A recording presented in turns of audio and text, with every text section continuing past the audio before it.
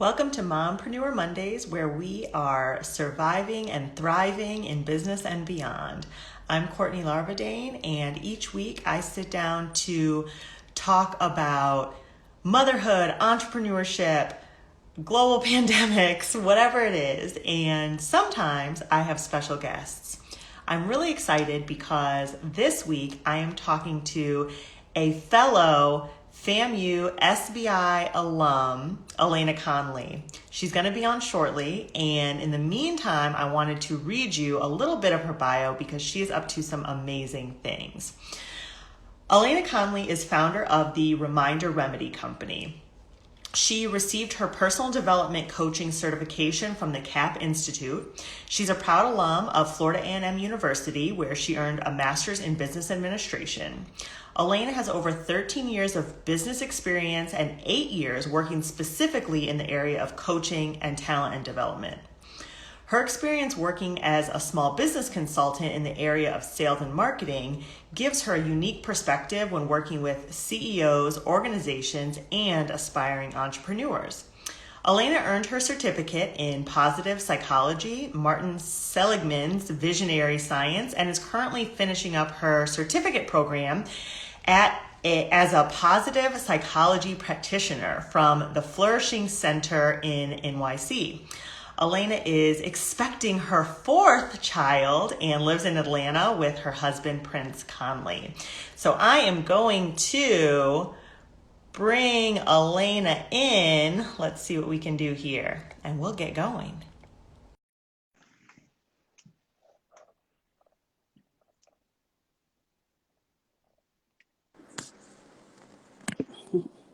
Hello. Hi, how are you? I'm good. How are you? Good to see you. Ooh. How are you feeling? Oh, I feel pregnant, it's an Yeah. adjective to describe it, uncomfortable, tired, but Yes. what can you do? Right.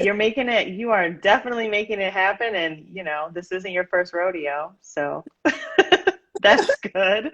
But every time's different, right? So I'm sure the more times you do it, mine was night and day with my son and my daughter. So I'm sure you just have lots of different experiences each Yeah, time, for which is sure. sometimes not good. Hopefully nothing surprising this time around. Yeah, I mean, they're all very different, but like you said, nothing new under the sun. It's all uncomfortable. Right, exactly. Well, good. Well, I'm so glad to have you here for Mompreneur Mondays. And I've got some questions for you. Definitely want to learn about your new projects, what you're working on, what's going on, and also talk a little bit about your journey so people, wherever they are in their journey through motherhood or entrepreneurship, can kind of see what some other moms have done to get where they are today.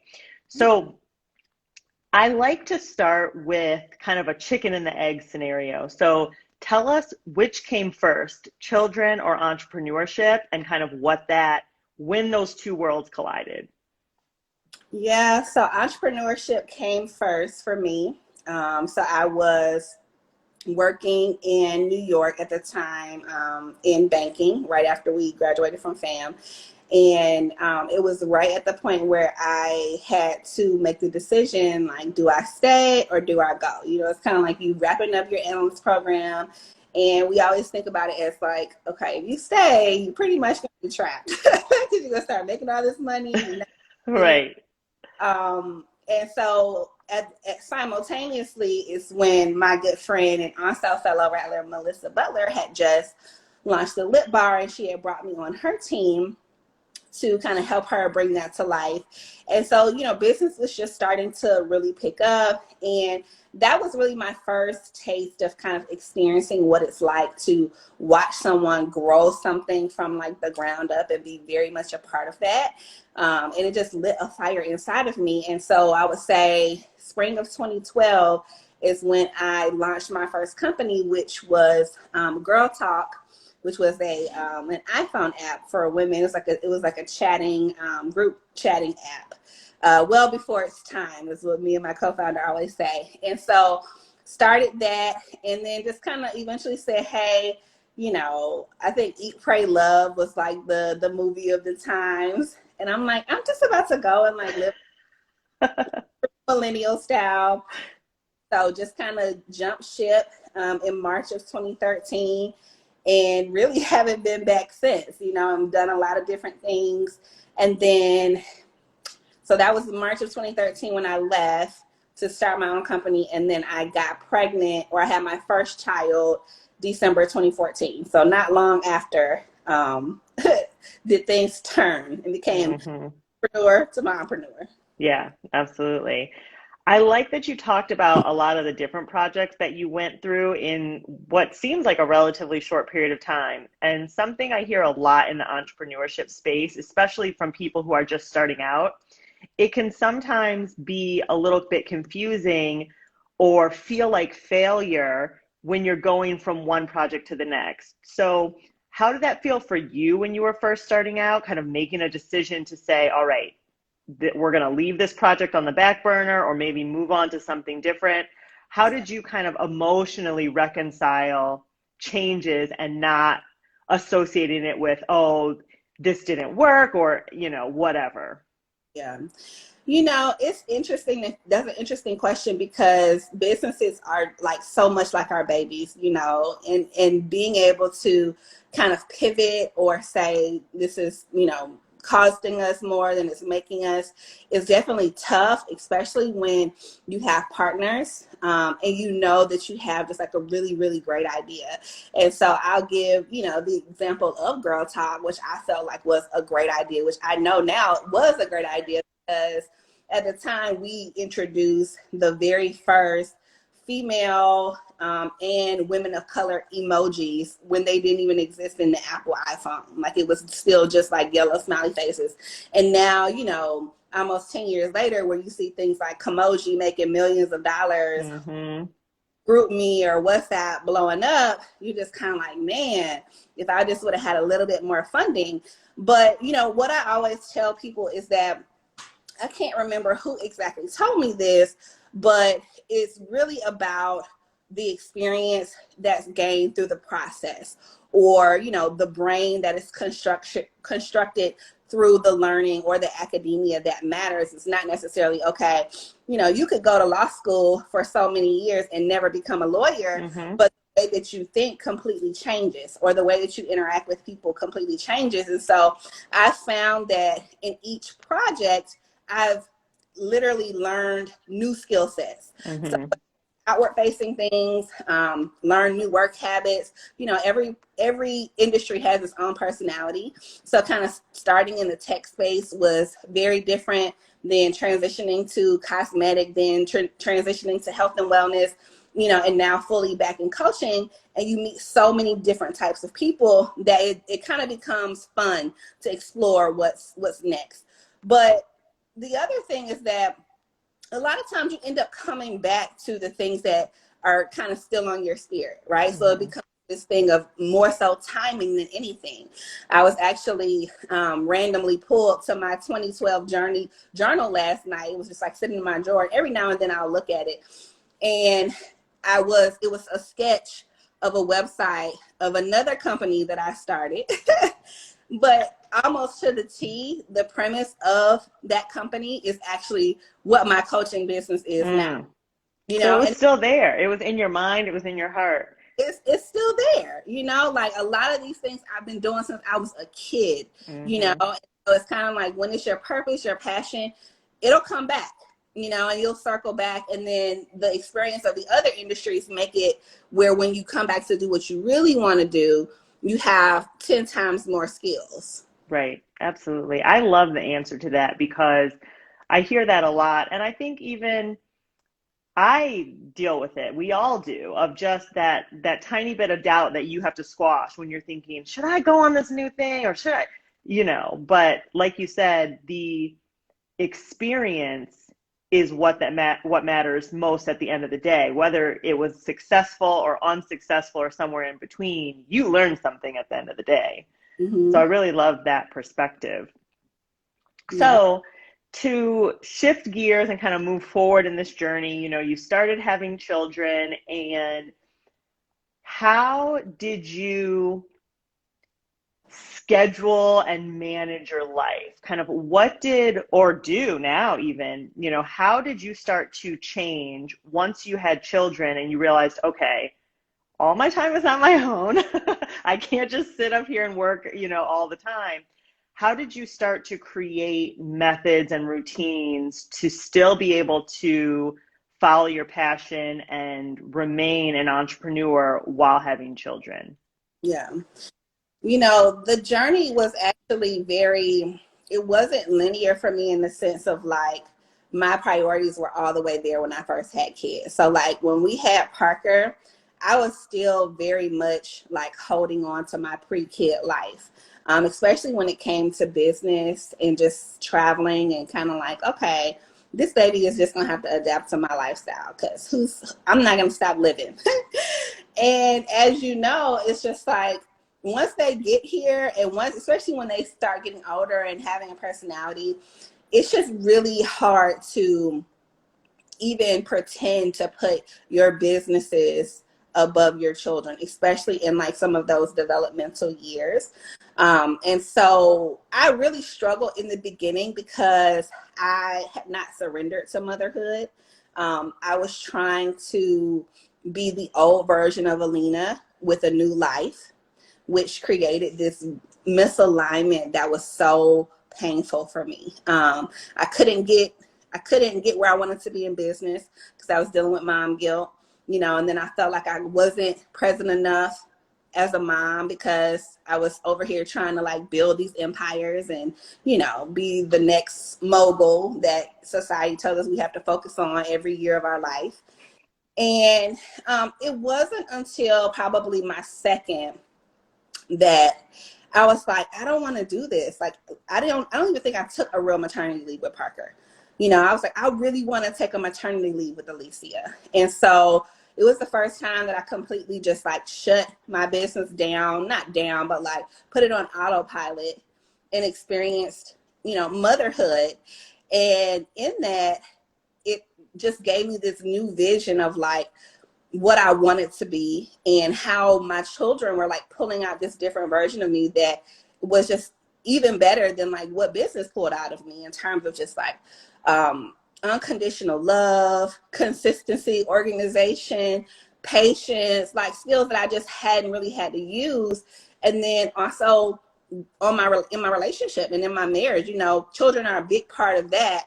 So that became a huge part of kind of the adult Elena being born, or their mom Elena, was just like starting to embrace home life.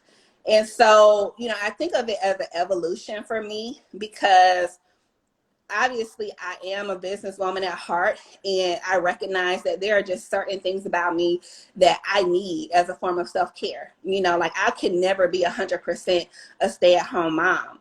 And by 100%, I don't mean there can't be seasons where I'm just doing mom life, but there may be seasons where mom life is 60 and business is 40, and so I tell people when it comes to balance, that's not really something that I look at as a day-to-day thing. It's kind of a season-to-season thing. My seasons, I'm just all in. I have a child with learning differences, which really made me slow down because it was like, oh, wait, he needs extra support. Now I have to go and find resources. Now I have to understand and advocate for him. I have to read more books than the average mom. I have to find specialized schools. And I can't do that if I'm working 100% of my time. So I think that was also another shift. And it helped me realize that I never wanted to just be business. I wanted to kind of like ebb and flow through these different seasons where I can still do both, but maybe just not both in every season, or be the best mom or the best business owner in every season. They kind of just like rotate, or they go through these like polarities, as we would call it in coaching, where it's not either or, but it's like this and concept of like, I can be a great mom and a business owner. I just can't do either one at a certain extreme. Yeah. And, obviously everyone has advice, and it's funny because I have heard probably the two polar opposites as far as working really hard and grinding it out when you have children. I had a phone call with a woman whose children are in high school. And, I was just telling her about what I was working on, and she knew the ages of my young children. And she said, man, this is the time to grind it out, because they don't have sports schedule and, really extensive homework, or they're not studying for the SAT. You're not worried about filling out their college applications. She said, this is a great time for you to really lean into work, because it gets hard when they are high school age and have a serious schedule. And I thought that was interesting, because that was the first time I had heard anyone say that. Most of the time, the things I hear are, oh my gosh, they're only young once. You want to be present for them and watch all the fun things. And I have no opinion either way what people should do, because I honestly believe that what's right for you. And like you said, especially about seasons, it's not like saying I'm ignoring my kids forever. It's saying it's a season. I really want to focus on getting this business off the ground, and then maybe I can take this real maternity leave that I never took. But I do think it's nice to hear all those different perspectives. And I like the perspective that you gave of just being able to recognize when your children do need something or do need more of you. And I largely have the same story. When I had Trip, I was like self-proclaimed, like anybody who asked, I was like, oh, I'm not taking a maternity leave. Like his due date was on a Saturday. That was, I think, MLK weekend. And I said, great. He's going to be born on his due date, because I am OCD and I'm somehow in charge of this. And Monday's a holiday, which means I don't really have to be on. And then by Tuesday, I'll be in bed on my computer. Now, what I will say is that this is kind of the gift and curse of things like that, is it actually went as planned. He was born on his due date, no complications. I was home in bed by Tuesday on the computer. Wow. But it was a disaster. 6 months later, I was falling apart. So even though in the first few months of it, I was like, oh, this worked. Like everyone who says momming is hard is so dumb. Like I am obviously much better, smarter, whatever than everybody else, which is, I think, what we think oftentimes, especially when we have our first. It's like, no one else knows how to do this. I apparently have the secret sauce. And then things change. And then if you have another child, it just goes off the rails and you're like, oh, this is not as planned. So when you look at kind of building on your family, what have been some of the transitions that you've seen between having multiple children and how you've had to adjust your personal life and your professional life with kind of juggling more children? Yeah. Whew. I mean, it's just setting the expectation for yourself, right? So it's like once you have those first meltdowns and you end up in therapy, or you got, postpartum depression or anxiety, you realize like, okay, something's got to give. Either I need more help or I'm doing too much. And the red flags are always there in terms of like what needs to shake up, right? And so I have a lot of people, and speaking of kids, I'm sitting at my counter and these chairs are like super hard. So I'm about to move to the sofa because I can't with these hard chairs. Well, that's okay. And actually, let's both move, because I forgot that AT&T is coming today, and I think he just rang the door. So we'll just have a little break and see what happens.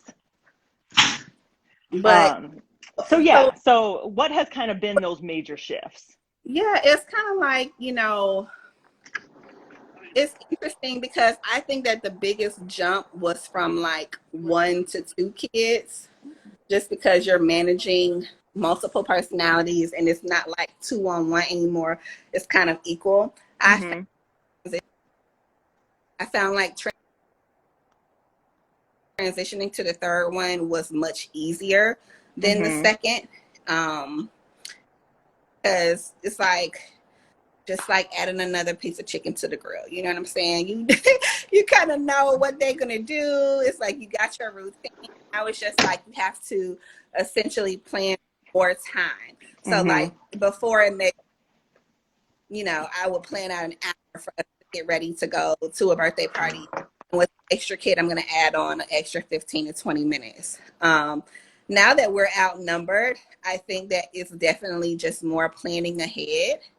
And so it's just kind of looking at the situation and thinking through what could potentially go wrong. I also just don't put myself in situations where it's going to be a disaster. Right. Like I don't do a ton of traveling anymore. It's not because I don't want to see the world or I don't want my kids to, but at the extent that I used to, it's just more of a hassle than anything. Like if I can't have the right support, if I can't bring an extra set of hands, then wash because we just all over the place, So we try to create more memories locally now, more road trips, which I know is not everybody's thing. People, travel the world with 5 million kids, which is a beautiful thing. But I know for, the planes and having, and obviously pre-COVID, having multiple strollers and then having to check all of these things, it just takes away from the. So we started thinking about ways that we could continue to give our children these different experiences, but without the stress, right? And just like things of like, what's the purpose of getting the kid out and about so they can explore new things, have new habits, create new memories. But that may not look like, all 6 of us going to Australia just because. Right. And for most young children, the backyard is plenty of exploration. It really is. No, I totally understand. And I think a lot of us who traveled a lot before the pandemic have been feeling that kind of like, but especially when you're bringing young children into the mix, it's like my son refuses to put his mask on. So it's like, you can't go anywhere.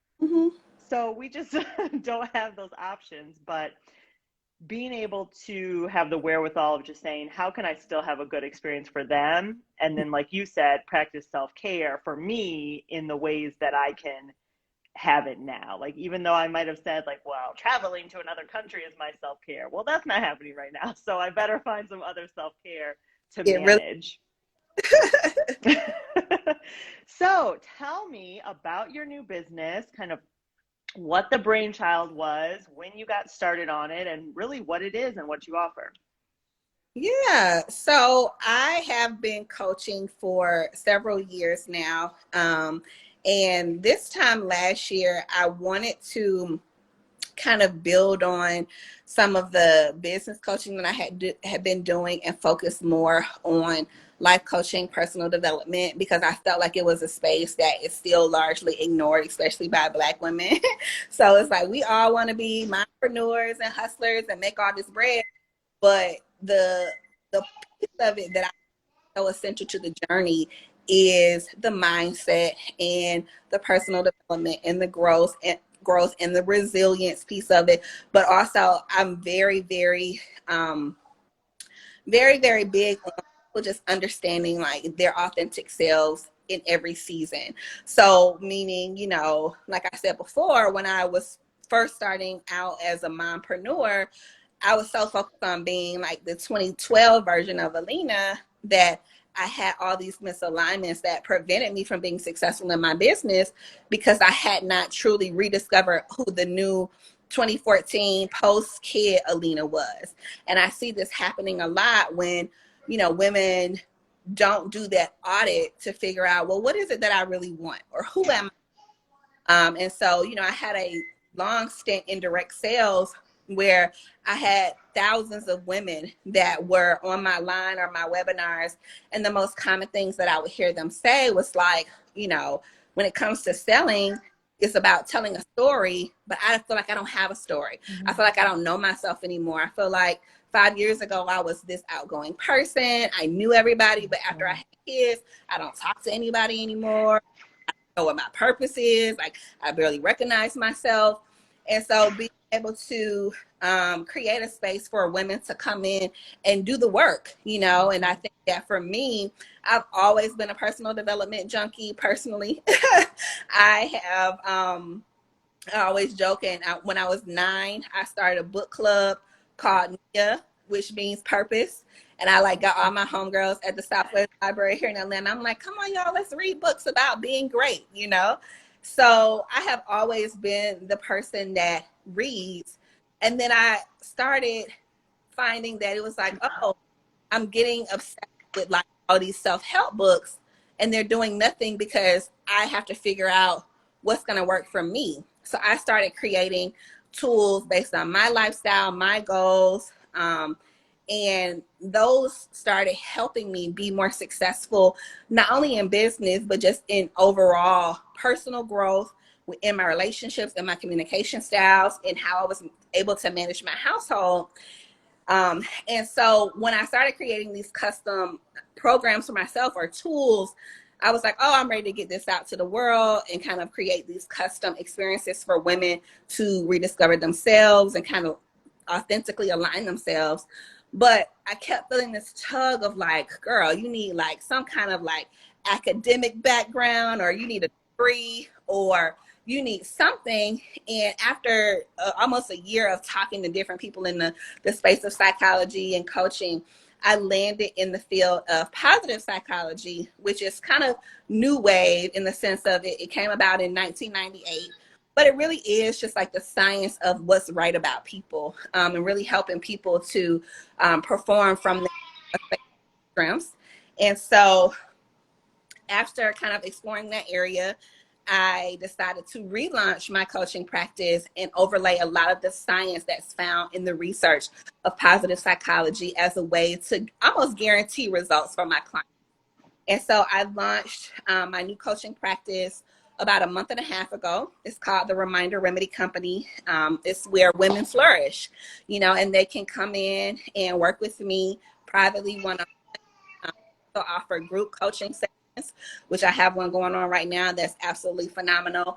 And then what I'm most excited about is the self-coaching community. And so this is where people just come in and rock out with other women who just want to level up, you know, that are like, I want to be happy, not just in work, but in life. Like I want to be cooking meals. I want to decorate home. I want to, you know, look good physically. Like we want all of these things. Mm-hmm. In the community, we're always providing scientific research and tools that pretty much allow you to measure your level of flourishing. So the moment that you take an assessment, and then every month you can reassess to see your progress, which for me was huge because I took my very first assessment about a year ago. And when I go back and look at my numbers now, they've gone like this, just based off of some of the small happiness habits I've created with these positive psychology interventions. And so people can, right now, we're fully booked for private group coaching through the end of the year. And obviously, I'm getting ready to have another baby in maybe a few this point. I'm just kidding. Hopefully, crossing fingers. But the main way I'm encouraging people to get involved in kind of creating the space for happier women is by joining our online self-coaching community, which you can find on my Instagram page at The Reminder Remedy. Perfect. Well, that was going to be my next question because I'm sure people want to sign up. I'm all in. I loved hearing about all of this. And I love the science and psychology behind it. So I'll definitely be signing up for the self-guided groups. And I'm sure once you're back from maternity, there'll be new sessions and all that good stuff. Well, great. Well, thank you so much for hopping on with me today. This was so amazing. I love just, you know, hearing about journeys and how we're all managing. So you keep up the good work. Enjoy your maternity leave. And I look forward to seeing what next year is going to bring for you. Well, thank you so much for considering me. And I enjoyed chatting it up, guys. And hopefully everybody will just make it out of 2020. And I know. Let's get to next year so we can move it along. All right. Thank you, Courtney. All right, Alena. Talk to you soon. All right. Bye.